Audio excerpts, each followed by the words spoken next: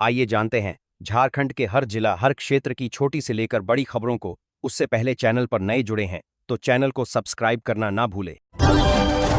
देश के करोड़ों अन्नदाताओं के लिए एक बड़ी खुशखबरी सामने आ रही है। प्रधानमंत्री नरेंद्र मोदी आगामी 13 मार्च 2026 को प्रधानमंत्री किसान सम्मान निधि योजना की बहुप्रतीक्षित 22वीं किस्त जारी कर सकते हैं। रिपोर्ट्स के मुताबिक पीएम मोदी एक भव्य कार्यक्रम के दौरान रिमोट का बटन दबाकर सीधे किसानों के बैंक खातों में 2000 रुपए की राशि ट्रांसफर करेंगे। लेकिन ध्यान दें, इस बार भी लाखों किसानों के खाते में ये पैसा नहीं पहुंचेगा। सरकार ने अपात्र लाभार्थियों की पहचान के लिए नियमों को काफी सख्त कर दिया है। इन बातों का रखें खास ख्याल। ईकेवाईसी अनिवार्य। जिन किसानों ने अभी तक पीएम किसान पोर्टल या नजदीकी सीएससी केंद्र से अपनी ईकेवाईसी अपडेट नहीं कराई है, उनकी किस्त रोकी जा सकती है। लैंड सीडिंग योजना में पारदर्शिता के लिए लैंड सीडिंग को अनिवार्य बनाया गया है। अगर आपके स्टेटस में नो दिख रहा है तो तुरंत अपने क्षेत्र के लेखपाल या कृषि विभाग से संपर्क करें। अगली खबर है कि अब बात करते हैं झारखंड की, जहां सरकार ने महिलाओं को आर्थिक रूप से आत्मनिर्भर बनाने के लिए बजट में बड़ी घोषणाएं की हैं। मुख्यमंत्री मैया उद्यम योजना। राज्य सरकार ने महिलाओं के लिए मुख्यमंत्री मैया उद्यम योजना की शुरुआत की है। इसके तहत महिलाओं को अपना छोटा व्यवसाय या नया उद्यम शुरू करने के लिए 20,000 रुपये तक का एकमुश्त लोन दिया जाएगा। यह लोन बिना ब्याज या बेहद आसान शर्तों पर उपलब्ध होगा, जिससे लाखों महिलाओं को स्वरोजगार के अवसर मिलेंगे। अगली खबर है कि इसी के साथ महिला किसानों के लिए भी बजट में विशेष प्रावधान किए गए हैं। महिला किसान खुशहाली योजना। इस नई योजना के लिए 25 करोड़ रुपए का बजट रखा गया है। इसका मुख्य उद्देश्य महिला किसानों को आधुनिक तकनीक, एकीकृत खेती और ऑनलाइन ऑफलाइन मार्केटिंग से जोड़ना है। मैया सम्मान योजना। राज्य के कुल जेंडर बजट में 34,000 करोड़ से ज्यादा का आवंटन किया गया है। इसके तहत 18 से 50 वर्ष की महिलाओं को मिलने वाली 2,500 रुपये की मासिक सहायता भी सुचारू रूप से जारी रहेगी। अगली खबर है कि आसपास के इलाकों में आज सुबह से मौसम का मिजाज बदला हुआ है। कई जगहों पर हल्की बारिश और बादल छाए रहने से तापमान में गिरावट दर्ज की गई। मौसम विभाग ने बताया कि अगले 2 दिनों तक राज्य के कई जिलों में हल्की बारिश और तेज हवाएं चल सकती हैं। किसानों के लिए ये बारिश कुछ फसलों के लिए फायदेमंद मानी जा रही है, जबकि कुछ इलाकों में सब्जी किसानों को नुकसान की आशंका है। प्रशासन ने लोगों से मौसम को देखते हुए सावधानी बरतने की अपील की है। अगली खबर है कि झारखंड सरकार ने महिलाओं के आर्थिक सशक्तिकरण के लिए एक नई योजना को आगे बढ़ाने का फैसला किया है। इस योजना के तहत स्वयं सहायता समूहों को वित्तीय सहायता और प्रशिक्षण दिया जाएगा। ग्रामीण क्षेत्रों में महिलाएं छोटे छोटे व्यवसाय शुरू कर सकें, इसके लिए बैंक ऋण और सरकारी सहायता दी जाएगी। सरकार का कहना है कि इससे हजारों महिलाओं को रोजगार मिलेगा और गांवों की अर्थव्यवस्था मजबूत होगी। कई जिलों में इस योजना की शुरुआत भी कर दी गई है। अगली खबर है कि धनबाद की कोयला खदानों में सुरक्षा व्यवस्था को और मजबूत करने का निर्णय लिया गया है। हाल ही में हुई घटनाओं को देखते हुए खदानों में सुरक्षा जांच तेज कर दी गई है। अधिकारियों ने बताया कि मजदूरों की सुरक्षा सर्वोच्च प्राथमिकता है। इसके लिए नई तकनीक और निगरानी प्रणाली लागू की जा रही है। मजदूर संगठनों ने भी इस फैसले का स्वागत किया है और उम्मीद जताई है कि इससे दुर्घटनाओं में कमी आएगी। अगली खबर है कि बोकारो जिले में कई महत्वपूर्ण सड़कों का निर्माण कार्य तेजी से चल रहा है। प्रशासन का कहना है कि इन सड़कों के बन जाने से गांवों और शहरों के बीच आवागमन आसान होगा। स्थानीय लोगों को रोजगार भी मिल रहा है। कई सालों से खराब सड़कों के कारण लोगों को परेशानी होती थी। अब सरकार ने बजट जारी कर काम को तेजी से पूरा करने के निर्देश दिए हैं। उम्मीद है कि आने वाले महीनों में कई सड़क परियोजनाएं पूरी हो जाएंगी। अगली खबर है कि जमशेदपुर में उद्योगों के विकास को लेकर राज्य सरकार ने नई पहल शुरू की है।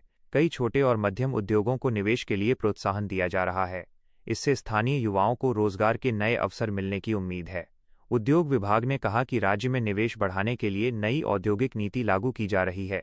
व्यापारियों ने इस फैसले को सकारात्मक बताया है और कहा है कि इससे क्षेत्र की अर्थव्यवस्था मजबूत होगी। अगली खबर है कि गिरिडीह जिले में बच्चों को स्कूल से जोड़ने के लिए विशेष शिक्षा अभियान शुरू किया गया है। इस अभियान के तहत ड्रॉप आउट बच्चों की पहचान कर उन्हें फिर से स्कूल में दाखिला दिलाया जा रहा है। शिक्षकों और प्रशासनिक अधिकारियों की टीम गांव-गांव जाकर लोगों को जागरूक कर रही है।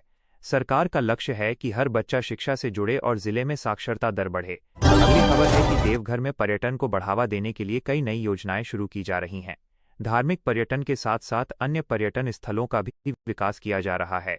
स्थानीय प्रशासन ने बताया कि पर्यटकों के लिए बेहतर सुविधाएं उपलब्ध कराई जाएंगी। इससे स्थानीय लोगों को रोजगार मिलेगा और क्षेत्र की आर्थिक स्थिति बेहतर होगी। अगली खबर है कि हजारीबाग जिले के सरकारी अस्पतालों में स्वास्थ्य सेवाओं को बेहतर बनाने के लिए नए डॉक्टरों और उपकरणों की व्यवस्था की जा रही है। स्वास्थ्य विभाग का कहना है कि ग्रामीण इलाकों में भी बेहतर इलाज की सुविधा उपलब्ध कराना सरकार की प्राथमिकता है। कई अस्पतालों में नई मशीनें लगाई जा रही हैं। अगली खबर है कि चतरा जिले में पुलिस ने अपराध के खिलाफ बड़ी कार्रवाई करते हुए कई संदिग्ध लोगों को गिरफ्तार किया है। पुलिस ने बताया कि इलाके में शांति व्यवस्था बनाए रखने के लिए लगातार अभियान चलाया जा रहा है। स्थानीय लोगों ने पुलिस की इस कार्रवाई का समर्थन किया है। अगली खबर है कि रामगढ़ जिले में युवाओं के लिए रोजगार मेला आयोजित करने की तैयारी चल रही है। इसमें कई कंपनियां भाग लेंगी और योग्य युवाओं को नौकरी के अवसर मिलेंगे। प्रशासन ने युवाओं से इस मेले में भाग लेने की अपील की है। अगली खबर है कि पलामू जिले में किसानों को राहत देने के लिए सिंचाई परियोजनाओं पर तेजी से काम किया जा रहा है। इससे खेतों तक पानी पहुंचाने में मदद मिलेगी और खेती को बढ़ावा मिलेगा। अगली खबर है कि गुमला में सड़क सुरक्षा को लेकर जागरूकता अभियान चलाया जा रहा है। लोगों को हेलमेट पहनने और यातायात नियमों का पालन करने की सलाह दी जा रही है। अगली खबर है कि लोहरदगा जिले में किसानों को बेहतर खेती के लिए उन्नत बीज वितरित किए जा रहे हैं। कृषि विभाग ने बताया कि इससे उत्पादन बढ़ेगा। अगली खबर है कि सिमडेगा में जिला स्तरीय खेल प्रतियोगिता आयोजित की गई, जिसमें कई खिलाड़ियों ने हिस्सा लिया। युवाओं में खेल के प्रति उत्साह देखा गया। अगली खबर है कि साहिबगंज में गंगा नदी तट को पर्यटन स्थल के रूप में विकसित करने की योजना बनाई जा रही है। अगली खबर है कि मार्च 2026 को संसद के बजट सत्र में सरकार और विपक्ष के बीच तीखी बहस देखने को मिली। विपक्ष ने महंगाई, बेरोजगारी और किसानों की समस्याओं को लेकर सरकार को घेरा। वहीं सरकार ने कहा कि देश की अर्थव्यवस्था तेजी से बढ़ रही है और कई नई योजनाओं से जनता को लाभ मिल रहा है। वित्त मंत्रालय के अनुसार सरकार बुनियादी ढांचे, शिक्षा और स्वास्थ्य क्षेत्र में बड़े निवेश की तैयारी कर रही है। इस बीच कई सांसदों ने अपने अपने क्षेत्रों के विकास से जुड़े मुद्दे भी उठाए। सदन में कुछ समय के लिए हंगामा भी हुआ, जिसके बाद कार्यवाही स्थगित करनी पड़ी। सरकार ने विपक्ष से सहयोग की अपील की ताकि बजट से जुड़े महत्वपूर्ण बिल जल्द पास हो सकें। अगली खबर है कि मार्च 2026 को भारतीय बाजार में सोना और चांदी की कीमतों में उतार चढ़ाव देखा गया। सर्राफा बाजार के अनुसार सोने की कीमत में हल्की बढ़ोतरी दर्ज की गई है, जबकि चांदी के दाम में भी बदलाव देखने को मिला। विशेषज्ञों का कहना है कि अंतर्राष्ट्रीय बाजार में बदलाव और डॉलर की स्थिति का असर भारतीय बाजार पर पड़ रहा है। शादी के सीजन के कारण सोने की मांग भी बढ़ रही है। कई शहरों में ज्वेलर्स के यहां ग्राहकों की भीड़ देखी जा रही है। बाजार विशेषज्ञों के अनुसार आने वाले दिनों में कीमतों में और बदलाव हो सकता है। निवेश करने वाले लोगों को बाजार की स्थिति देखकर ही फैसला लेने की सलाह दी गई है। अगली खबर है कि मार्च 2026 को भारतीय रेलवे ने यात्रियों की सुविधा के लिए कई नई घोषणाएं की हैं। रेलवे मंत्रालय के अनुसार अब कई ट्रेनों में साफ सफाई और सुरक्षा व्यवस्था को और मजबूत किया जाएगा। इसके अलावा ऑनलाइन टिकट बुकिंग सिस्टम को भी बेहतर बनाने की योजना है, ताकि यात्रियों को आसानी से टिकट मिल सके। रेलवे ने कुछ प्रमुख रूटों पर नई ट्रेनों को शुरू करने की भी योजना बनाई है। यात्रियों की शिकायतों के समाधान के लिए हेल्पलाइन सेवाओं को भी मजबूत किया जाएगा। रेलवे अधिकारियों का कहना है कि आने वाले समय में यात्रियों को और आधुनिक सुविधाएं देने पर काम किया जा रहा है।